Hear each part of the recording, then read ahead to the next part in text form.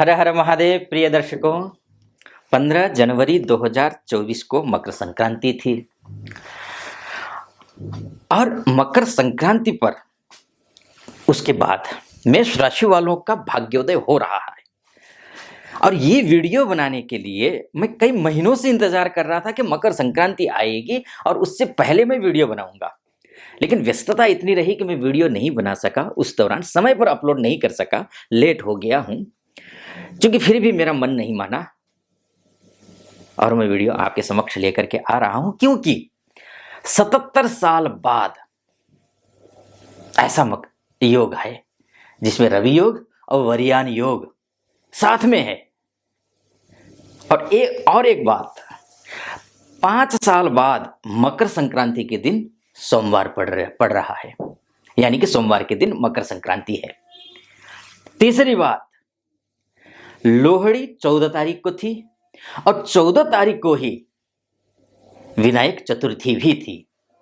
अर्थात मकर संक्रांति की जो शुरुआत हुई है ना, वो इस तरीके से हुई है कि पूरा साल आपके लिए बेहतरीन साबित होने जा रहा है।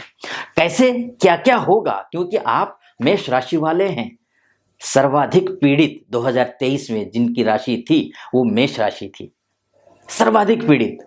आपकी ही राशि पर शनि की दृष्टि भी थी और आपकी ही राशि पर गुरु चांडाल योग भी बना था और आपकी राशि के ही स्वामी मंगल अस्त भी थे और ये 16 जनवरी तक अस्त ही रहे हैं। इसका वीडियो मैंने बनाया हुआ था। जो कष्ट आपने झेले हैं वो किसी ने नहीं झेले हैं।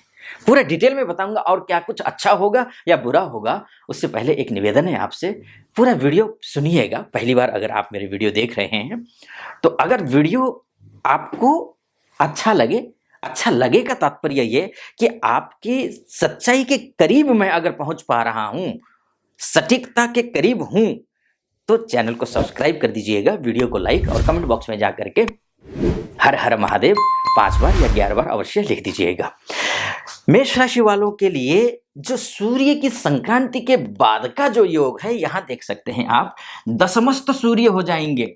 दशमस्त सूर्य होने का मतलब यह है कि मान में, सम्मान में, पद में, प्रतिष्ठा में, नौकरी में, प्रमोशन में, इष्ट में, मित्र, नाते, रिश्तेदार इत्यादि से, अधिकारी वर्ग से, शासन से, प्रशासन से, बड़ों से, बुजुर्गों से जो अभी तक सहयोग नहीं मिल पा रहा था, जो आपको सम्मान नहीं मिल पा रहा था, वो सम्मान, वो पद, वो गरिमा आपको मिलेगी। दशमस्त सूर्य हो जाएंगे। हाँ, एक क्षेत्र में आपको नुकसान होगा, आप ओवर कॉन्फिडेंट हो सकते हैं। दशमस्त सूर्य क्या है कि अत्यंत तेजस्वी ग्रह है। ये जिस भाव में, यानी कि 10th हाउस में बैठा हुआ है, यानी कि दशम भाव में बैठा हुआ है। और दशम भाव में सूर्य जब बैठता है, पिताजी के साथ में मतभेद रहते हैं, बड़े बुजुर्गों के साथ में मतभेद रहते हैं, आप किसी का ऑर्डर का फॉलो करने में आपको दिक्कत होगी, तो ये मत करना। आपसे बड़े बुजुर्ग, पिताजी, चाचा जी, मामा जी अगर आपसे किसी प्रकार की सलाह दे रहे हैं तो ध्यान से सुनिएगा, उसको अमल में ले आइएगा, इतना जरूर निवेदन है। ये सब कुछ नौकरी अभी तक पिछले साल हुआ क्या था मेष राशि वालों के लिए? भाई, काम में बिल्कुल आप जूझ गए थे कि आपने सोचा कि अब तो काम में सफलता जब तक नहीं मिलेगी तब तक मैं रुकूंगा ही नहीं। पूरी मेहनत की आपने, लेकिन सफलता नहीं मिली, प्रमोशन नहीं हो पाया, या फिर नौकरी के लिए परिवर्तन करने की सोच रहे थे, नौकरी परिवर्तन नहीं कर पाए, समस्याएं थी, आर्थिक संकट सबसे ज्यादा थी, लोन से परेशान हो गए थे। अब स्थितियां बदलने वाली हैं, अब हालात बदल जाएंगे।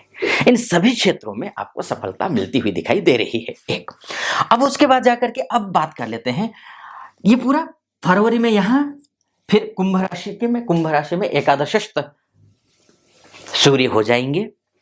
और मकर संक्रांति के बाद सूर्य जो है ना, एक और विशेषता मैं बोलूंगा यहां पर, मेष राशि वालों के लिए जिस समय सूर्य का उत्तरायण होना होगा ना, उस समय यहां रहेंगे, उसके बाद बढ़ते जाएंगे। तो होगा क्या, देखिए यहां पर, वैसे भी उत्तरायण का मतलब ये होता है, सूर्य जब उत्तरायण में दिन बड़े होते हैं, रात छोटी होती है। और उत्तरायण को कहा जाता है कि देवताओं का दिन है ये, ध्यान रखना।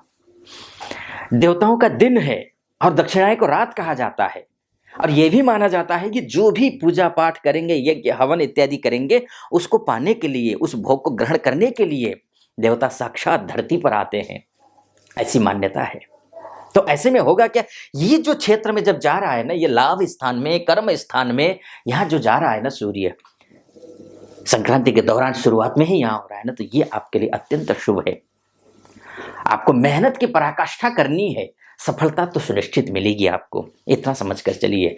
जब लाभस्थ हो जाएगा, पूजा पाठ भी करना है। पूजा पाठ में आपको ध्यान रखना, प्रातःकालीन सूर्य के दर्शन करने ही करने हैं, इतना ध्यान रखिएगा।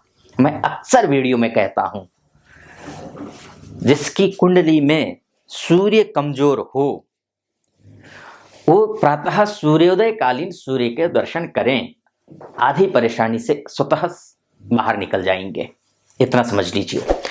यहां आएगा तो जो बिजनेस करने वाले जो लोग हैं, चाहे किसी भी प्रकार का कोई भी बिजनेस करते हो आप, सभी बिजनेस, चाहे स्टार्टअप कर रहे हो या पार्टनरशिप में कर रहे हो, या फिर आप सेल्फ एम्प्लॉय हो, शिक्षक हो, व्यवसायी हो, सभी वर्ग के लिए ये जो सूर्य का यहां जाना हो रहा है, यह शुभ है।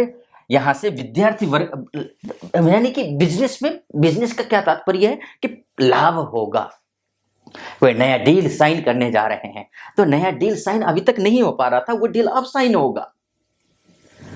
कोई काम शुरू करने की सोच रहे थे, लेकिन दिन ब दिन टल रहा था काम, कि आज के काम कल में टल रहा था, कल का काम परसों में टल रहा था, या फिर पैसे की व्यवस्था नहीं हो पा रही थी। तो ये सब कुछ अब पैसे की व्यवस्था भी हो जाएगी, काम भी नहीं टलेगा, काम भी बनना शुरू हो जाएगा, ये जरूर मैं आपसे बोलूंगा। अब उसके बाद जाकर के सूर्य जब यहां होगा, यहां से सीधा ये 5th हाउस को देखेगा, यानी कि विद्यार्थी वर्ग के लिए भी अब अच्छा होने जा रहा है। यानी कि जो अभी तक कॉन्फिडेंट नहीं थे अपने एजुकेशन को लेकर के, वो बार बार एग्जाम दे रहे थे, लेकिन सिविल सर्विसेज के एग्जाम दे रहे थे, उच्च शिक्षा की तैयारी कर रहे थे, चाहे वो LLB की तैयारी कर रहे हो, MBA की तैयारी कर रहे हो, MBBS की तैयारी कर रहे हो, CA की पढ़ाई कर रहे हो, या फिर IT के क्षेत्र में BTech MTech कर रहे हो, यानी कि जो भी उच्च शिक्षा की आप तैयारी कर रहे थे, उसमें अभी अगर असफलता मिली थी, तो अब सफलता मिलने की संभावना मैक्सिमम दिखाई दे रही है, ये भी एक अच्छी बात है।